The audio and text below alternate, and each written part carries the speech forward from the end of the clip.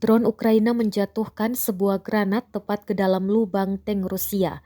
Rekamannya ramai beredar di Telegram pada Rabu, 15 Februari 2023. Akibat serangan tepat sasaran tersebut, Rusia kehilangan satu lagi tanknya. Tampak granat Ukraina meledak dan membakar tank. Dalam keterangan unggahan disebutkan, pasukan Rusia memarkir tank di tempat yang salah sehingga Ukraina mengambil kesempatan itu. Sayangnya tidak dirincikan lokasi penyerangan pasukan Ukraina kali ini.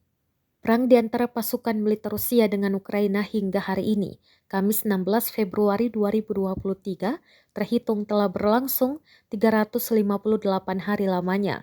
Konflik yang terjadi di antara negara bertetangga itu sampai saat ini masih berlanjut dan belum tampak akan segera berakhir.